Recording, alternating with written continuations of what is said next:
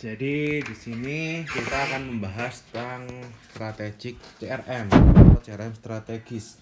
Yang mana tadi sudah kita ketahui bahwasanya untuk strategik CRM ini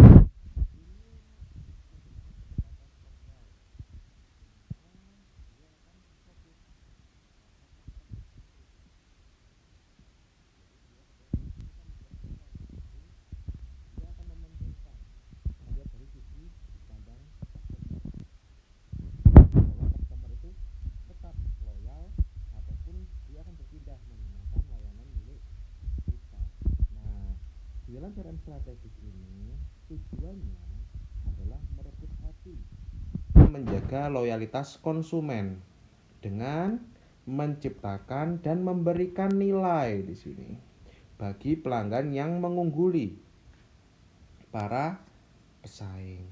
Nah, jadi gimana? Jadi intinya adalah kita sebagai penyedia layanan itu menyampaikan nilai yang kita miliki. Apa itu nilai? Nilai adalah sesuatu yang dapat diberikan oleh si penyedia layanan kepada si customer atau pelanggan di sini ataupun user. Nah, dari mana nilai dapat diciptakan? Nilai itu dapat diciptakan dari dua hal, yakni dari utility dan juga dari warranty. Nah, lalu apa utility dan juga apa itu warranty? Warranty adalah kesesuaian apakah layanan ataupun produk yang kita berikan itu sesuai dengan tujuan dari produk kita. Sementara warranty ini adalah sesuatu suatu hal apakah emang produk itu memang tepat guna. Jadi memang sesuai dengan kegunaannya. Nah, di sini untuk utility itu sebenarnya bisa dicapai dari dua hal, yang mana dari sebuah layanan ataupun sebuah produk kita bisa memilih salah satu.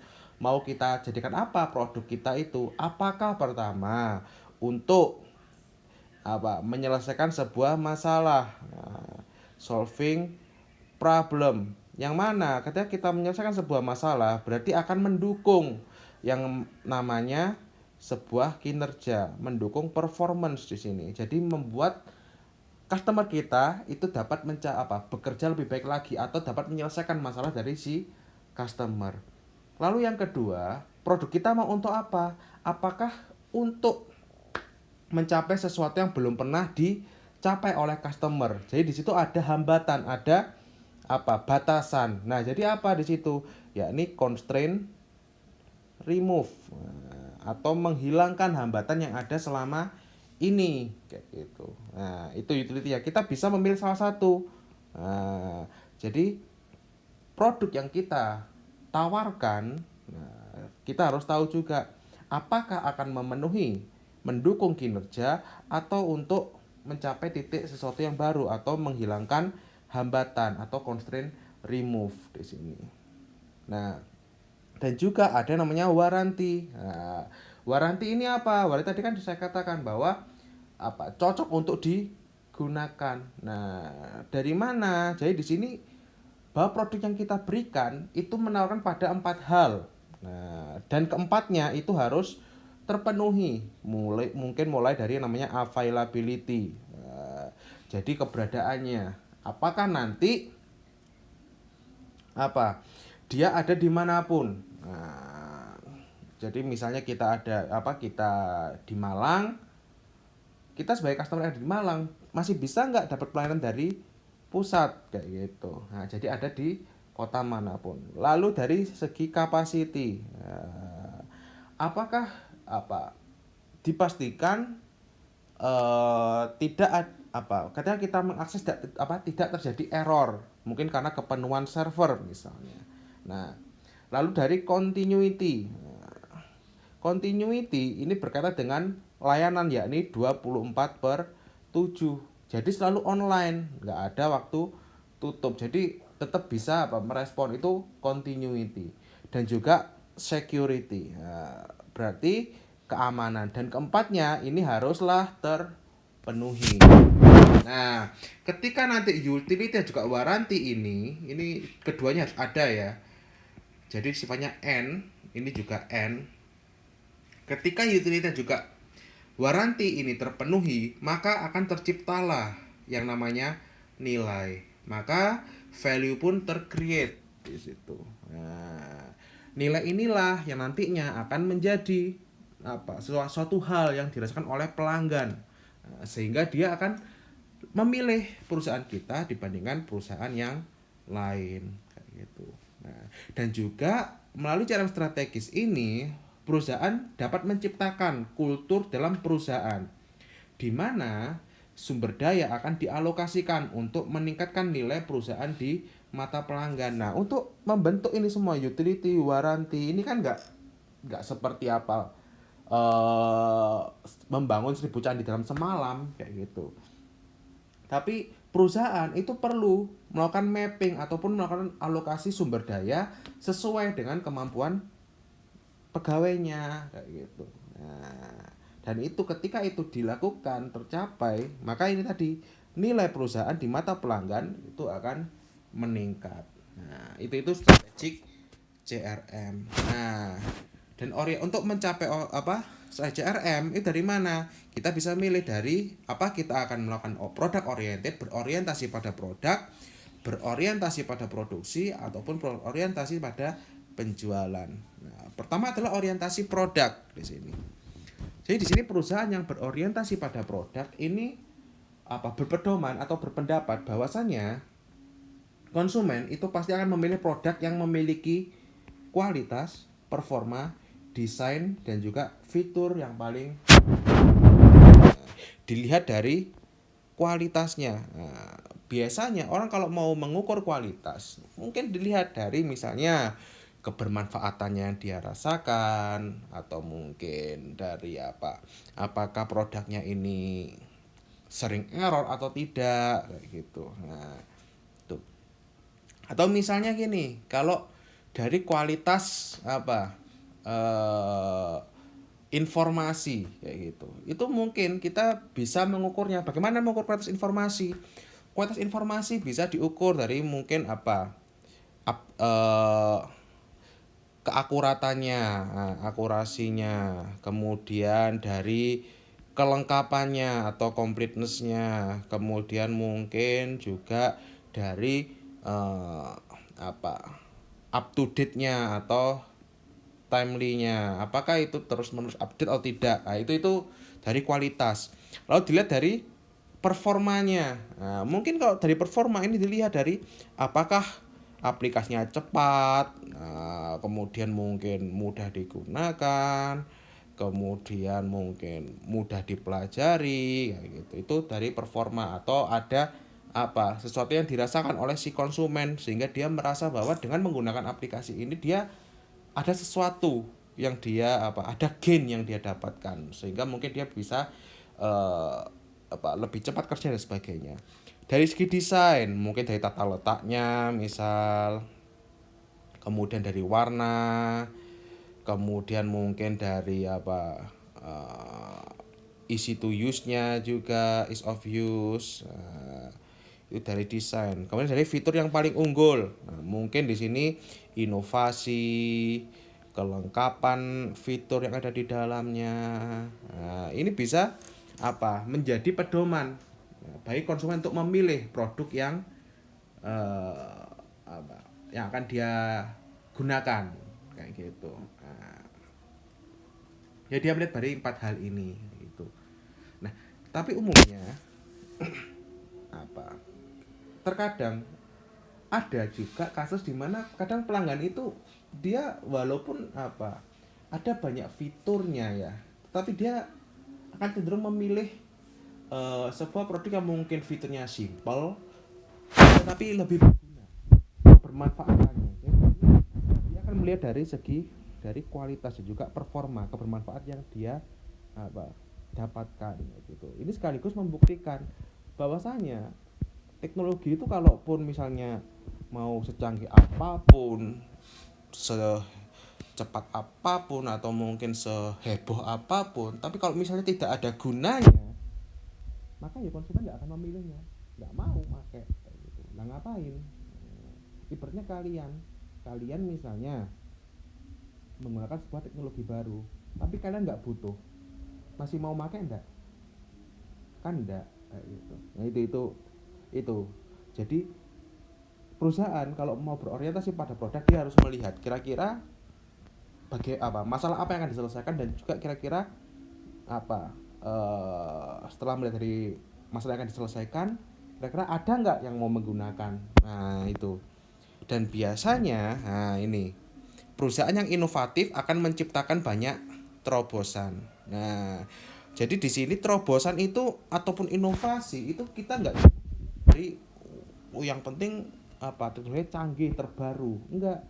Inovasinya juga terobosan itu biasanya adalah dilihat dari sebuah teknologi yang baru itu bisa menawarkan penyelesaian terhadap suatu masalah atau tidak.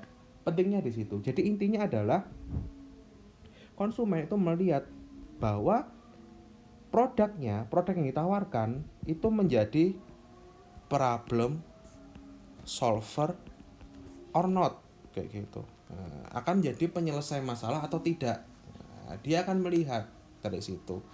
Tadi kembali ke saya katakan bahwasanya ya teknologimu mau secanggih apapun, tapi kalau misalnya nggak nggak ada gunanya, nggak ada gunanya, pasti ada gunanya.